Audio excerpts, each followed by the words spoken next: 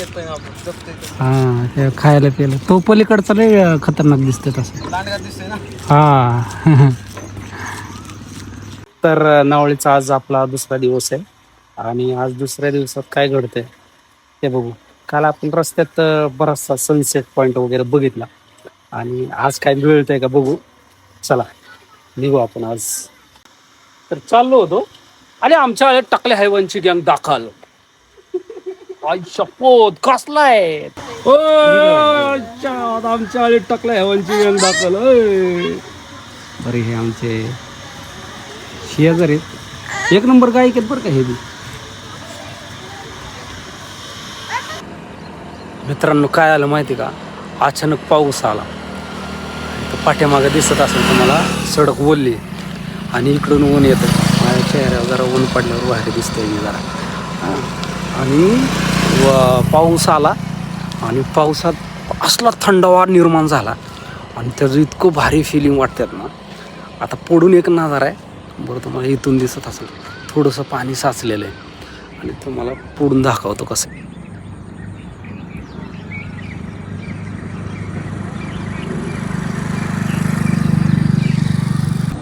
रोडवर तुम्ही बघत असताल आता पाणी साचलं. एक 5च मिनटं पाऊस झाला पण अख्खा थंडावा निर्माण झाला. तर असं आहे, रस्त्याने जर चालत असलं ना असल्या गमती वाटतात ना भारी. आणि अचानक पाऊस आला भारी वाटलं. आणि ब्लॉग आपला कसा चालला आहे, तुम्हाला जर माझा व्हिडिओ आवडत असेल तर लाईक करत जा बरं का. सबस्क्राईब खूप कमी आहेत, व्ह्यूवर्स भरपूर आहेत, सबस्क्राईब कमी आहेत. सबस्क्राईब करायला विसरत जाऊ नका. चला तू नाही ते आपल्या गावचीच आहेत. हां हां ते दिसायला दिसतात बरं का खतरनाक. त्यांचं तेवढं त्याला इकडे पण आपण जपतोय. हां ते खायला प्यायला तो पलीकडचा लय खतरनाक दिसतोय तसं. दांडगा दिसतोय ना. हां जाता जाता आपल्याला हे भेटले आणि त्यांनी कुत्रा आणले होते ते बघत होता. आज सिनेमॅटिक शॉट चांगला होईल बरं का.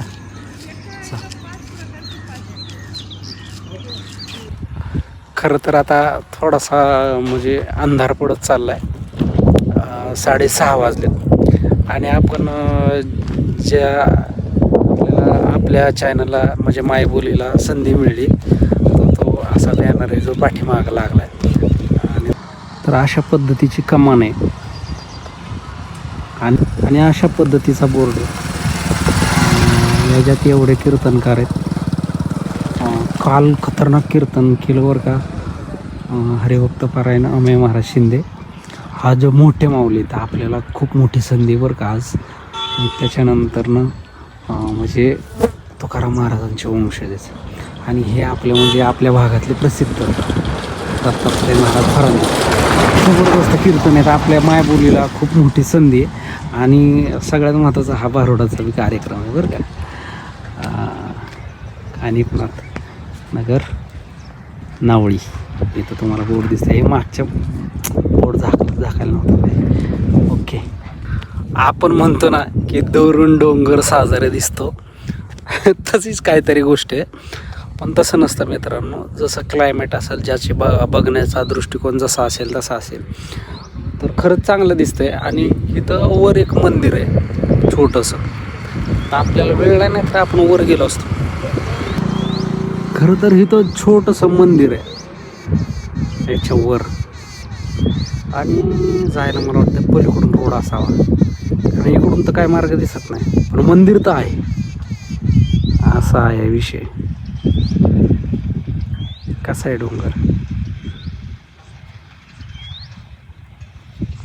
हा पुढचा नजारा असा आहे. डोंगर तिकडे डोंगर आहे बरं का. असं असं असं असं नाही फास्ट नाही होत त्याला. असंच करायला पाहिजे. असं किती मस्त आहे ना. लांबून भारी दिसतं. तेच ना दुरून डोंगर साजरे. हा मस्त वाटतंय. तिकडच्या मंदिरापासून जायचं दिसतंय ते मंदिर.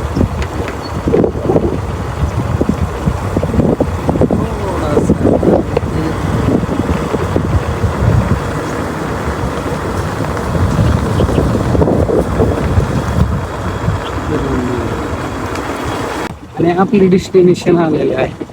काय म्हणतात डेस्टिनेशन, काय म्हणतात ते आता तुम्हीच सांगा काय म्हणतात. आणि असं आहे हे मंदिर जिथं आपण चालतो, तिथं चालतो, शूटिंग चालू मस्त आहे. 1x 2x छान आहे. सगळे तयार झाले. सामान्य माणसाचं काम नाही बरं. कदाचित तुमच्या आमच्यासारख्याने सेहोरीचं